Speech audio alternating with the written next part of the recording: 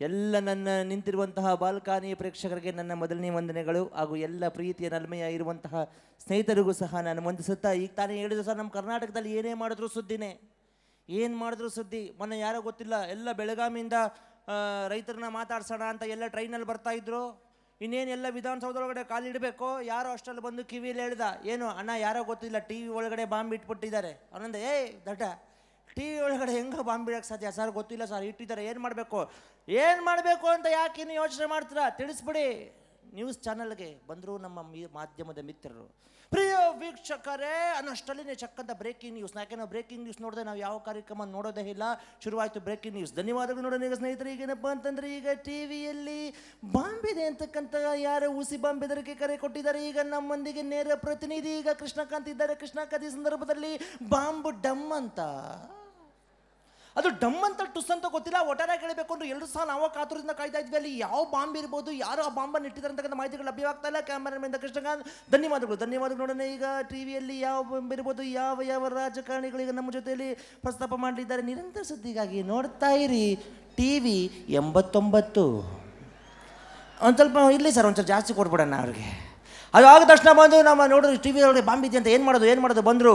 ಪ್ರಿಯ ವೀಕ್ಷಕರೇ, ನಾವು ಟಿ ವಿಯ ಬಳಿ ಹೋದಾಗ ಅಲ್ಲಿ ಏನಾಗತ್ತೆ, ನಾವು ಪಾದವನ್ನು ಸ್ಪರ್ಶಿಸಿದಾಗ ಕಾಲು ಜುಮ್ಮನ್ನತ್ತೆ. ಅಲ್ಲಿ ಜುಮ್ಮನ್ನದಾದರೂ ಯಾಕೆ, ಅಲ್ಲಿ ಬಾಂಬ್ ಇರುವುದಾದರೂ ಯಾವುದು ಅನ್ನುವ ಪ್ರಶ್ನೆ ನಮ್ಮ ಮನಸ್ಸಿನಲ್ಲಿ ಕಾಡ್ತಾ ಇರುವ ಸಮಯದಲ್ಲೇ ನಾವು 2010 ಪ್ರಳಯ ಆಗಿದ್ದಿದ್ರೆ ಪ್ರಪಂಚದಲ್ಲಿರುವಂತಹ ಎಲ್ಲ ಪ್ರಾಣಿ ಪಕ್ಷಿಗಳು ಸಹ ಮಾಯ ಆಗೋಗ್ತಾ ಇತ್ತು, ನಾವುಗಳು ಸಹ ಮಾಯ ಆಗೋಗ್ತಾ ಇದ್ವಿ. ಇಷ್ಟೆಲ್ಲ ಆದರೂ ಸಹ ನಮ್ಮೆಲ್ಲರ ಮಧ್ಯೆ ಕಟ್ಟಕಡೆಯದಾಗಿ ಕಾಡುವ ಪ್ರಶ್ನೆ ಒಂದೇ ಅಲ್ಲ, ನಮ್ಮೆಲ್ಲರ ತಿಥಿ ಮಾಡೋರು ಯಾರು? ಇಂತಹ ವಿಶೇಷವಾದ ವರದಿಗಳ ಮಧ್ಯೆ ನೋಡೋಣ ಅಲ್ಲಿ ಯಾವ ಬಾಂಬ್ ಇರ್ಬೋದು, ಅಲ್ಲಿ ಬಾಂಬ್ ಇರುವುದಾದ್ರೂ ಯಾವುದು. ಸಣ್ಣ ಬ್ರೇಕ್ನ ನಂತರ ಹೀಗೂ ಮುಗೀತು. ಇವರು ಯಾವಾಗ ಹೀಗೂ ಉಂಟೆ ಅಂದರು, ನೋಡಿದ್ರೆ ಏನು ಮಾಡಬೇಕು ಗೊತ್ತಾಗಲಿಲ್ಲ. ಆ ಕಡೆಯಿಂದ ಬಂದು ನಮ್ಮ ಬ್ರಹ್ಮಾಂಡ ಗುರೂಜಿಯವ್ರನ್ನ ಬಂದರು. ಗುರುಗಳೇ, ಟಿ ವಿಲಿ ಬಾಂಬ್ ಇಟ್ಟವ್ರಂತೆ, ನಿಮಗೇನಾದರೂ ಗೊತ್ತಾ? ಅದೋ ವಿಶೇಷವಾಗಿ ಏನಪ್ಪ ಅಂದರೆ, ನಾನು ಅಂದ್ಕೊಂಡಿದ್ದಂಗೆ ಆಗೋಯ್ತು. ಒಟ್ಟಿನಲ್ಲಿ ನೋಡಿ ಎಷ್ಟು ಚೆನ್ನಾಗಿ ಚಪ್ಪಾಳೆ ಹೊಡಿತಾ ಇದ್ದೀರಿ, ಎಷ್ಟು ಚೆನ್ನಾಗಿ ಶಿಲ್ಪಿನೂ ಹೊಡಿತಾ ಇದ್ದೀರಿ. ಆದರೆ ನೀವು ಒಂದು ತಿಳ್ಕೊಬೇಕು, ಏನಂದರೆ ಈ ಟಿ ವಿ ಒಳಗಡೆ ಬಾಂಬ್ ಇದೆ ಅಂತ ಹೇಳಿದ್ದಾರೆ. ಅದು ಯಾವ ಮುಂಡೆ ಮಗ ಇಟ್ಟಿದ್ದಾನೋ ನನಗಂತೂ ಗೊತ್ತಿಲ್ಲ. ನನಗನ್ಸಿದ್ದೇನಪ್ಪ ಅಂದರೆ, ನಾನು ಬಿಗ್ ಬಾಸ್ ಮನೇಲಿದ್ದಾಗಲೇ ಹೇಳಿದೆ, ನನಗೆ ಆದಷ್ಟು ಬೇಗ ಬಿಟ್ಬಿಡಿ, ನನ್ನ ಭಕ್ತರೆಲ್ಲರೂ ಕಾಯ್ತಾ ಇದ್ದಾರೆ. ಸ್ವಾಮೀಜಿ, ಯಾಕೆ ಬಿಗ್ ಬಾಸ್ ಮನೇಲಿ ಬೇಜಾರೇನಾರು ಆಯ್ತಾ? ಬೇಜಾರೇನಾಗಿದ್ದಪ್ಪ ಅಂದರೆ, ಬಿಗ್ ಬಾಸ್ ಮನೇಲಿ ಅವಳು ಇವನನ್ನು ತಪ್ಕೊಂಡ್ಲು, ಅವಳನ್ನು ತಪ್ಕೊಂಡ್ಲು, ನನ್ನನ್ನು ಮಾತ್ರ ಯಾರೂ ತಪ್ಕೊಳ್ಳಿಲ್ಲ. ಅದಕ್ಕೋಸ್ಕರನೇ ಏನು ಮಾಡಿದೆ, ಬಂದೆ, ನೋಡ್ತಾ ಇದ್ದೀನಿ ಯಾವ ಬಾಂಬು ಇಲ್ಲ, ಏನೂ ಆಗಲ್ಲ. ಅವನು ಯಾರು ಬಾಂಬ್ ಇಟ್ಟವನೇ ಅವನಂತೂ ಒಳ್ಳೇದಾಗಲ್ಲ. ಒಟ್ಟಿನಲ್ಲಿ ಮುಂಡ ಮೋಚ್ತೋ ಸ್ವಾಮೀಜಿಗಳು ಯಾವ ಮುಂಡ ಮೋಚಿಸ್ಬಿಟ್ರು. ಅದಾದ ನಂತರ ಬಂದು ನಮ್ಮ ಉದಯ ಟಿ ವಿಯ ಗುರುಗಳು ಮತ್ತೊಬ್ಬರು ನಮ್ಮ SK ಜೈನ್ ಅವರು ಬಂದು, ಗುರುಗಳೇ ಟಿ ವಿಲಿ ಬಾಂಬ್ ಅಂತೆ, ನೀವು ಸ್ವಲ್ಪ ಶಾಸ್ತ್ರ ಹೇಳಬೇಕು. ನಿಮ್ಮನಿಲ್ಲಿ ಗುರು, ನಿಮ್ಮನಿಲ್ಲಿ ಶುಕ್ರ ಇರೋದ್ರಿಂದ ಸ್ವಲ್ಪ ರಾಹು ಕೇತುಗಳು ಆ ಕಡೆ ಈ ಕಡೆ ಹೊರಟೋಗಿದ್ದಾರೆ. 2080ಕ್ಕೂ ಪ್ರಳಯ ಆಗಲ್ಲ, 2030ಕ್ಕೂ ಪ್ರಳಯ ಆಗಲ್ಲ. ನರಕ ರೋಗದಲ್ಲಿ ಜಾಗ ಸಿಗದ ಕಾರಣ ಯಮಧರ್ಮ ಪ್ರಳಯವನ್ನು ಮುಂದೂಡ್ಬಿಟ್ಟಿದ್ದಾನೆ. ಎಲ್ಲವೂ ಒಳ್ಳೆಯದಾಗುತ್ತೆ, ಯಾವ ಬಾಂಬು ಏನೂ ಮಾಡಲ್ಲ. ಇವತ್ತು ಗಣೇಶನ ಪೂಜೆ ಮಾಡ್ತಾ ಇದ್ದೀವಿ, ಎಲ್ಲವೂ ಬರೀ ಸುಳ್ಳು ಅಂತ ಹೇಳಿ ಮುಂದಿನ ವಾರ ಭೇಟಿಯಾಗೋಣ. ಎಲ್ಲರಿಗೂ ಧನ್ಯವಾದಗಳು. ಸರ್ವೋಜನ ಸುಖಿನೇ ಭವಂತು. ನಮಸ್ಕಾರ. ಇವರು ಯಾವಾಗ ಧನ್ಯವಾದಗಳು ಇವರು ಯಾವಾಗ ನಮಸ್ಕಾರ ಹೇಳಿದ್ರು, ಅಲ್ಲಿ ಆ ಕಡೆಯಿಂದ ಬಂದರು ನಮ್ಮ ರಂಗಭೂಮಿಯ ಹಿರಿಯ ಚೇತನ ಅವರೊಂದ್ಸಲ ಸ್ಟೇಜ್ ಮೇಲೆ ನಿಂತರೆ ಎಲ್ಲ ಸ್ಟೇಜ್ ಗಡ ಆಗ್ಬಿಡುತ್ತೆ. ನಮ್ಮ ಮಾಸ್ಟರ್ ಹಿರೇಣಯ್ಯ ಅವರು ಬಂದರು. ಅವ್ರನ್ನ ಕೇಳಿದ್ರು, ಅಣ್ಣ ಟಿ ವಿಲಿ ಬಾಂಬ್ ಬಿಟ್ಟವ್ರಂತೆ. ಆಗಲ್ಲಪ್ಪ, ನಿಜವಾಗ್ಲೂ ಆಗಲ್ಲ. ಮೊನ್ನೆ ಮಕ್ಕಳ ನಮ್ಮ ಜನಗಳು ನೋಡಪ್ಪ, ಯಾವನ ಟಿ ವಿಲಿ ಬಾಂಬ್ ಬಿಟ್ಟವ್ರಂತೆ. ನೆಕ್ಸ್ಟ್ ಪೆನ್ನಲ್ಲಿ ಇಡ್ತಾನೆ, ಅವನು ಹಿಡ್ದಾನೆ ಜಾಗದಲ್ಲೆಲ್ಲ ಇಡ್ತಾನೆ. ಅವ್ನು ಯಾವನ ನಿಂಬೆಹಣ್ಣು ಇಟ್ಟ ಅಂತ ಫೋನ್ ಮಾಡಿದ್ರು. ನನಗಾರು ಕೊಟ್ಟಿದ್ದೆ, ಶರ್ಬತ್ ಮಾಡ್ಕೊಂಡು ಕುಡಿತಾ ಇದ್ದೆ. ಇನ್ನು ನಮ್ಮ ಜನಗಳಿಗೆ ಎಲ್ಲೆಲ್ಲಿ ಇಡಬೇಕು ಅಂತ ಗೊತ್ತಿಲ್ಲ.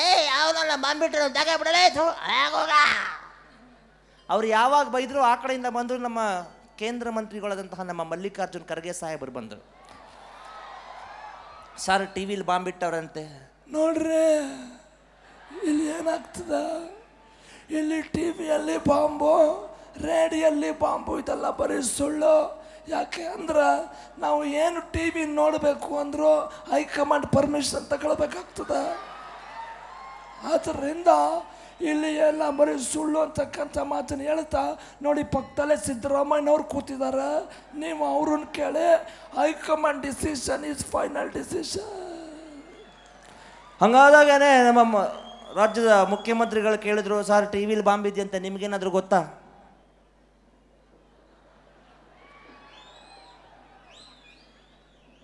ನಾವು ಗಂಡಘೋಷವಾಗಿ ಹೇಳ್ತೀರಿ, ಏನೆಲ್ಲ ಏನು ಸಾವಿರಾರು ಸಂಖ್ಯೆಯಲ್ಲಿ ಇವತ್ತು ಅಭಿಮಾನಿಗಳು ಕೂತ್ಕೊಂಡಿದ್ರಿ. ಆ ಸಣ್ಣ ಬಾಂಬು ಡಮ್ಮಂದದೇನ್ರಿ, ನಿಮ್ಮ ಚಪ್ಪಾಳೆ ಸೌಂಡ್ ಮುಂದೆ ಅಲ್ಲಿ ಏನೂ ಕೆಲಸ ಮಾಡಲ್ಲ. ಅದೇ ಅವ್ರು ಯಾರೋ ಹೇಳಿದ್ರು ಬಂದು ಕಿವಿಲಿ ಹೇಳ್ಬಿಟ್ಟು ಹೋಯ್ತವನೇ, ಮಾನ ಮರ್ಯಾದಿಲ್ಲ ಅವನಿಗೆ, ಜೋರಾಗೂ ಎಲ್ಲ ಕಾಯ್ಕಿಲ್ಲ. ಟಿ ವಿ ಒಳಗಡೆ ಬಾಂಬು, ನಾವು ಅಂಥ ಬಾಂಬುಗಳಿಗೆಲ್ಲ ನಾವು ಜಗ್ಗಲ್ಲ. ನಮಗೇನು ಭಯ ಅಂದರೆ ನಮ್ಮ ಜೊತೆಲಿರೋರೇ ಬಾಂಬ್ ಹಿಡ್ಕೊಂಡು ಕೂತ್ಕೊಂಡವ್ರೆ, ಅದ್ರದ್ದೇ ಭಯ. ಅದು ಬಿಟ್ರೆ ಬರೀ ಯಾವುದೂ ಭಯ ಇಲ್ಲ ನಮಗೆ. ಅದೇ ನಾ ಗಂಟಾಘೋಷವಾಗಿ ಹೇಳ್ತೀನಿ, ಅದೇ ಟಿ ವಿಲಿ ಬಾಂಬಕ್ಕೂ ಅದಕ್ಕೂ ಸಂಬಂಧ ಇಲ್ಲ. ಅದೇ ಇಡೀ ಕರ್ನಾಟಕ ಜನತೆಗೆ ನಾವು ಒಂದೇ ₹1 ಅನ್ನವನ್ನು ಕೊಡ್ತಾ ಇದ್ದೀವಿ. ಇದಕ್ಕಿಂತ ದೊಡ್ಡ ಸಾಧನೆ ಬೇರೆ ಯಾರ ಕೈಲೂ ಮಾಡೋಕ್ಕಾಗಲ್ಲ. ಇದನ್ನು ಯಾರು ಬೇಕಾದರೂ ಕೇಳ್ಕೊಳ್ಳಿ, ನನಗೇನು ಗೊತ್ತಿಲ್ಲ. ಗಾಡಿ ತೆಗಿಲ ಕಡೆಗೆ ನೋಡಿ, ಬೇಕು ಅಂದರೆ ದೇವೇಗೌಡರು ಸಾಹೇಬರು ಕೂತವ್ರೆ, ನೀವು ಅವ್ರನ್ನ ಕೇಳ್ಕೊಳ್ಳಿ. ನಮಸ್ಕಾರ. ಅದಾಗ್ತಿದ್ದಂಗೆ ನಮ್ಮ ಮಾಜಿ ಪ್ರಧಾನಮಂತ್ರಿಗಳು ದೇವೇಗೌಡರನ್ನು ಕೇಳಿದ್ರು, ಅಣ್ಣ ಟಿ ವಿಲಿ ಬಾಂಬ್ ಇದೆಯಂತೆ.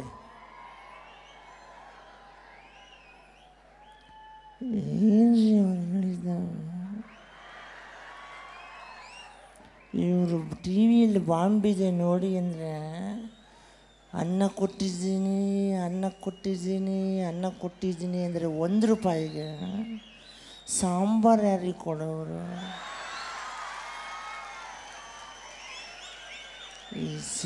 ಅಂದರೆ ಇದ್ರ ಬಗ್ಗೆ CBI ತನಿಖೆ ಆಗಬೇಕು. ಇವನು ಟಿ ವಿಯಲ್ಲಿ ಬಾಂಬ್ ಇದೆ ಅಂತ ಹೇಳಿದ್ರಲ್ಲ, ಅದನ್ನು ಇಟ್ಟವ್ರು ಯಾರು?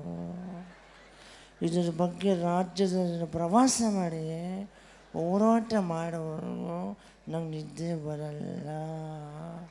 ಬೇಕು ಅಂದರೆ ಯಡಿಯೂರಪ್ಪನವ್ರನ್ನ ಕೇಳಿ.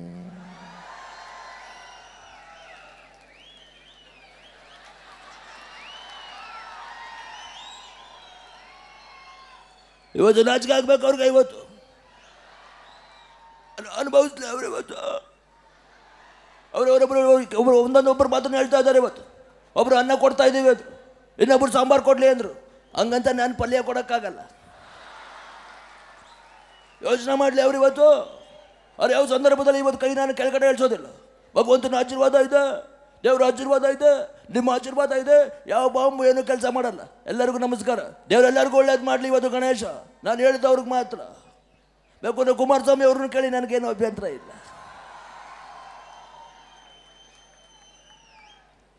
ನಾನು ಒಂದೇ ಒಂದು ಮಾತನ್ನು ಹೇಳಲಿಕ್ಕೆ ಇಷ್ಟಪಡ್ತಾ ಇದ್ದೇನೆ ಬ್ರದರ್.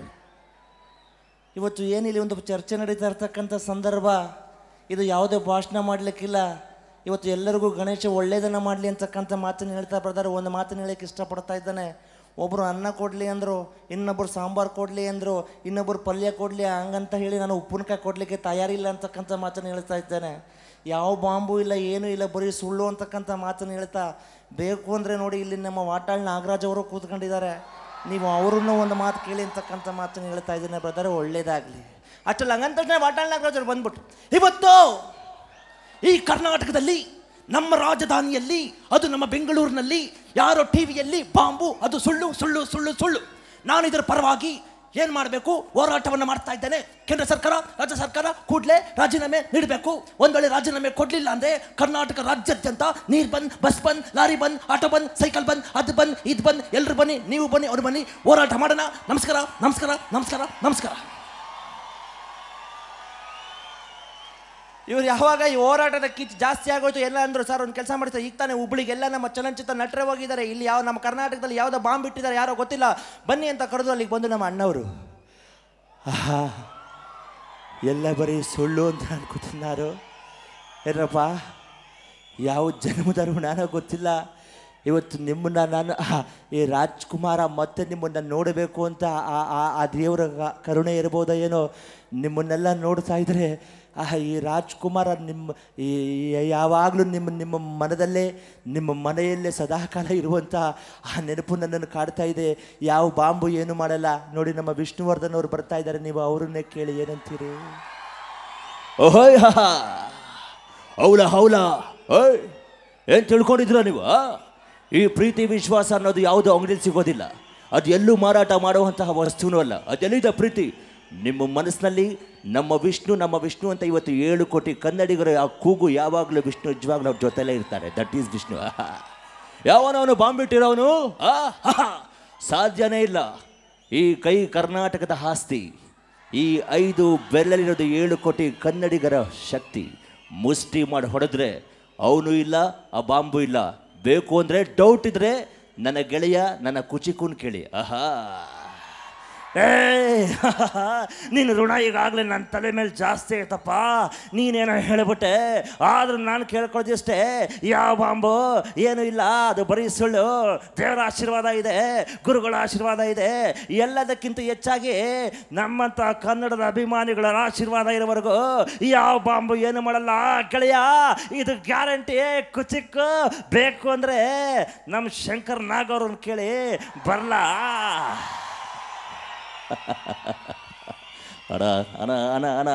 ಅದ ಒಂದೇ ಒಂದು ಮಾತು ಹೇಳಬೇಕು ಅಂತಂದ್ರೆ, ಅದು ಬೋಯ್ಯ ಬಾಟ್ರ ಪ್ರಜೆಗಳೇ, ಎಲ್ಲರನ್ನ ಸ್ನೇಹಿತರೆ, ಅದು ಯಾವುದೇ ಜನ್ಮ ಬರಲಿ, ಎಷ್ಟೇ ಜನ್ಮ ಬರಲಿ, ಅದೇ ಕಣ್ಣು ಕಾಣ್ದರ ದೇವರಲ್ಲಿ ಬೇಡ್ಕೊಳ್ಳೋದಷ್ಟೇ. ಯಾವುದೇ ಜನ್ಮ ಮತ್ತೆ ನಾನು ಹುಟ್ಟೋದು ಕರ್ನಾಟಕದಲ್ಲಿ ಅಂತ ಹೇಳ್ತಾ ಈ ಶಂಕರ್ ನಾಗೇಡ್ ಮಾತನ್ನು ಮುಗಿಸ್ತಾ ಇದ್ದೇನೆ ರೀ. ನಿಮ್ಮ ಚಪ್ಪಾಳೆ ಬಾಂಬ್ ಮುಂದೆ ರಮ್ಮೆ ಬಾಂಬ್ ಏನೂ ಇಲ್ಲ. ಹಾಗಾದರೆ ನಾನಿನ್ನು ಬರಲಾ? ಬೇಕು ಅಂದರೆ ಶಿವಣ್ಣವ್ರು ಬರ್ತಾ ಇದ್ದಾರೆ, ಅವ್ರನ್ನ ಕೇಳಿ ಬರಲಾ? ಖಂಡಿತವಾಗ್ಲು ಏನು ಸಂಜೆ ಅಪ್ಪಚ್ಚ ಒಂದು ಮಾತು ಹೇಳ್ತಿರ್ತಾರೆ, ಏನಂಜ ಅನ್ನಕ್ಕೆ ಕಷ್ಟ ಅನ್ನಕ್ಕೆ ಇರ್ಬೇಕು, ಕಷ್ಟ ಇರ್ಬೇಕಂತ.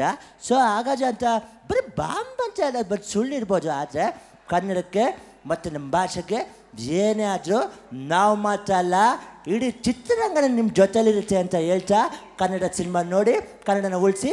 ಜೈ ಹಿಂದ್, ಜೈ ಕರ್ನಾಟಕ. ಮಾತೆ ಬೇಕು ಅಂದರೆ ಉಪೇಂದ್ರ ಅವ್ರನ್ನೂ ಕೇಳಿ, ನನಗೇನು ಗೊತ್ತಿಲ್ಲ. ಎಲ್ಲರಿಗೂ ನಮಸ್ಕಾರ. ಇದೆಲ್ಲ ಬರೀ ಸುಳ್ಳು. ನಾನು ಈ ಥರ ಡೈಲಾಗ್ ಹೊಡೆದ್ರೆ ನಿಮ್ಗೆ ಇಷ್ಟ ಆಗಲ್ಲ.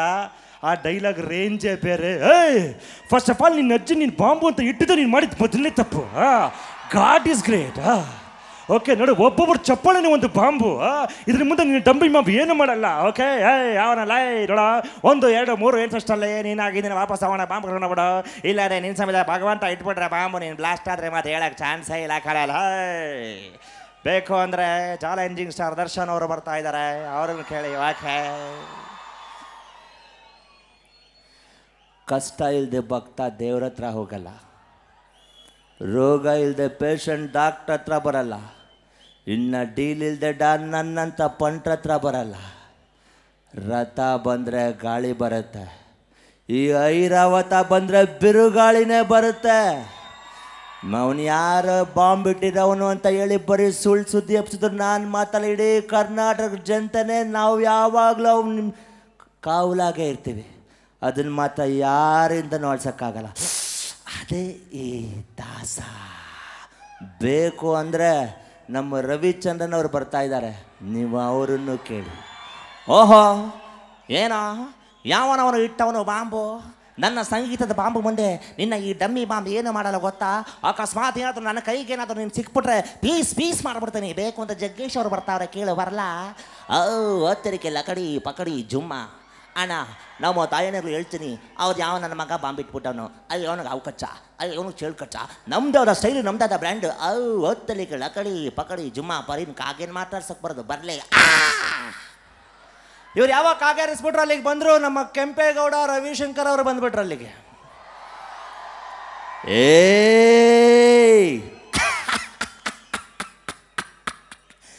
ಯಾವನವನ್ನ ಬಾಂಬು ಅಂತ ಹೇಳಿಬಿಟ್ಟು ರೈಲು ಬಿಟ್ಟು ಸುಮ್ಮನೆ ನಿದ್ದೆ ಮಾಡ್ತಾ ಇಲ್ಲ.